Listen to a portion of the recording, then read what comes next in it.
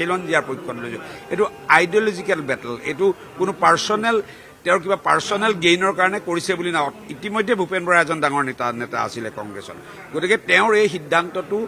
তেওঁৰ মনৰ ভিতৰত জ্বলি থকা জুইকুৰা যে কি ধৰণৰ ৰাজীৱ ভৱনত অসম বিৰোধী কথাবিলাকে ঠাই পায় অসম বিৰোধী পৰিকল্পনাবিলাক হয় ভাৰতৰ বেলেগ অঞ্চলৰ পৰা এজেঞ্চি আহি অসম বিৰোধী ইনষ্টিগেট কৰে যিবিলাক ঘটনা তাৰ বিৰুদ্ধে এজন স্বাভিমানী অসমীয়া হিচাপে ভূপেন বৰাই থিয় দিছে উত্তৰ অসমৰ বিৰোধীৰ সকলোতকৈ শক্তিশালী নেতাজন ভূপেন বৰাই আছিলে আৰু এতিয়াও তেওঁ ছিনিয়ৰ মানুহ কিয় নহ'ব আমাৰ শক্তি বাঢ়িব আপোনালোকে বস্তুবিলাক কি আপোনালোকে প্ৰথমতে আৰম্ভ কৰে যে ভূপেন বৰাই উইড্ৰ কৰিব যেতিয়া নহয় আপোনালোকে নেৰেটিভবিলাক কৰি নাথাকিব এজন ব্যক্তি কংগ্ৰেছৰ এজন মুধা ফুটা নেতা এটা আইডিঅলজিকেল কাৰণত অসমীয়াৰ পক্ষত থিয় হৈ যদি বিজেপিৰ লগত সংযোজন হয় তাত পীযুষ হাজৰিকা হওক জয়ন্ত মল্ল বৰুৱা হওক মানৱ ডেকা হওক ৰ'বচোন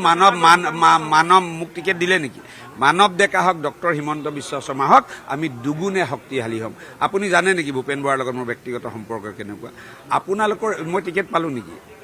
মানে এইবিলাক আপোনালোকৰ স্পেকুলেশ্যনৰ ওপৰতো নহয় গোটেই কথাবিলাক হ'ল যে ভূপেন বৰা এজন শক্তিশালী নেতা হিচাপে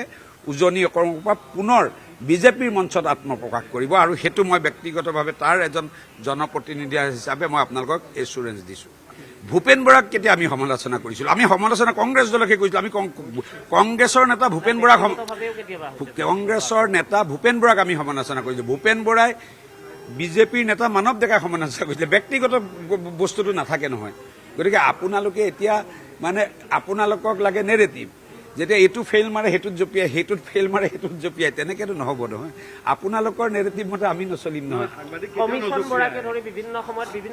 কওক চাওক আপোনালোকে এইবিলাক কোনে কৈছিলে আপোনালোকে কোনে এই আপোনালোকে কৈছিলে এইবিলাক কথা আপোনালোকৰ টিভিবিলাকত ওলাইছিলে আমি তেনেকে পৰ্যালোচনা নকৰোঁ আমাৰ কাৰণে অসমৰ স্বাৰ্থটোৰ ওপৰত কোনো ব্যক্তি